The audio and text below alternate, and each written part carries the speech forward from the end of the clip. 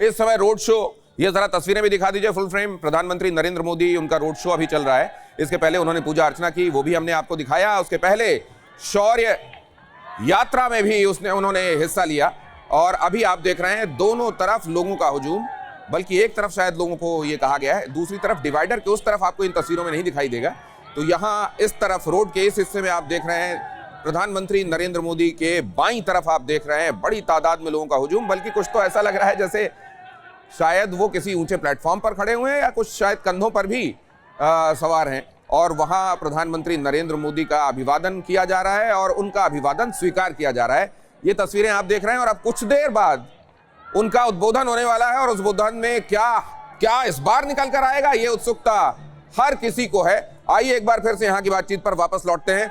और यहाँ जब दिनेश कपूर साहब कुछ कह रहे थे और ओम जी उपाध्याय ने कहा कि शत्रुबोध का नहीं होना, दुश्मन को ठीक से चिन्हित करके, लक्षित करके, पहचान कर, रणनीति बनाकर, एकजुट होकर उसका मुकाबला नहीं करना, यह गलती रही जिसकी वजह से बार बार हमारे लिए परेशानियां बढ़ी हैं, क्रिएट हुई हैं। अब उनसे निजात पाने का वक्त आया। अब विवेक श्रीवास्तव, इसका काउंटर आपके पास। भाई साहब, मैंने हाथ जोड़ के आपसे ये पूछा, पहले तो उस प्रश्न का उत्तर किसी ने दिया नहीं कि 90% जब हिंदू थे इस मुल्क में 1947 थे तो एक दूसरे को हम लूट क्यों रहे थे, छोड़ दीजिए। तो शिया सुन्नी क्या कर रहे हैं? आगे बढ़िए। नहीं, क्या कर रहे हैं शिया सुन्नी? आप डाइवर्ट नहीं डाइवर्ट नहीं, आप बताइए शिया सुन्नी क्या कर रहे हैं? आप आपस में क्या कर रहे हैं?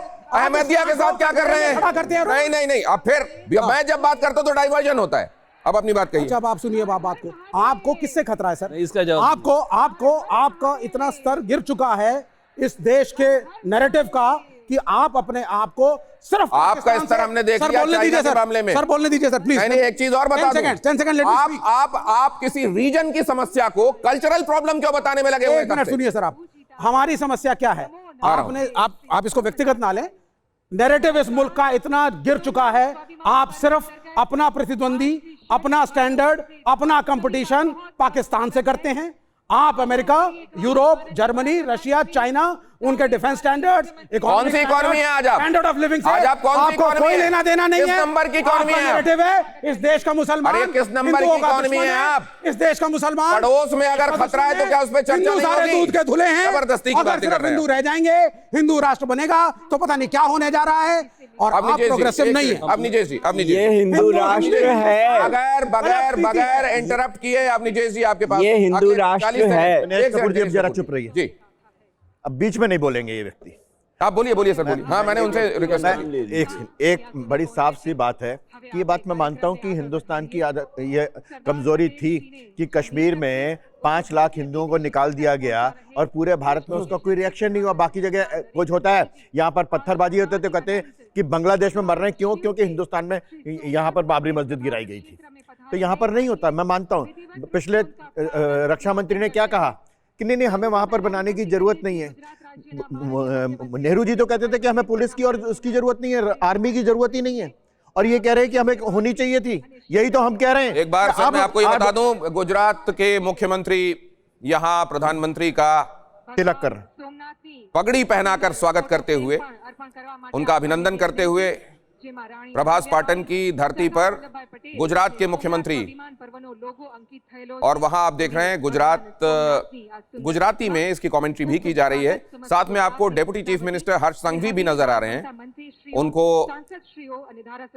सोमनाथ मंदिर की एक तस्वीर भी भेंट की गई और उनका साफा पहनाकर स्वागत किया गया। डॉक्टर प्रद्युमन वाजा, श्री कौशिक भाई वेकरिया, माननीय सांसद श्री राजेश भाई चुड़ासमा, मानवंता धारासभ्य सर्वे श्री संजय भाई कोरड़िया, श्री अरविंद भाई लाडाणी, श्री भगवान भाई गधरिया, श्री देवा भाई मालम, श्री भगा भाई बारा, अटूट आस्था के 1000 वर्ष डमरू अने रुद्राक्ष शौर्य सभा। पहले आपने शौर्य यात्रा देखी और इस जगह पर यह जो कार्यक्रम का हिस्सा आयोजित किया जा रहा है, इसे शौर्य सभा नाम दिया गया है। और यहां त्रिशूल के साथ डमरू भेंट किया जा रहा है प्रधानमंत्री नरेंद्र मोदी को। प्रधानमंत्री नरेंद्र मोदी को का उनका स्वागत करते हुए उनको साफा पहनाकर तस्वीर भेंट की गई और उसके बाद अब यहाँ स्वागत की इसी कड़ी में उनको त्रिशूल और डमरू भी भेंट किया गया। और सामने लोगों का ये हुजूम, जहां जयकारे भी लगाए जा रहे हैं। गौ आसन यहाँ पर दिया गया, गौमूत्र, गंगा जल, कुशा दूर्वा, इन पवित्र चीजों से बना हुआ ये आसन और अब ये विशाल माला पहनाकर प्रधानमंत्री का स्वागत। રહ્યા છે એવા માનનીય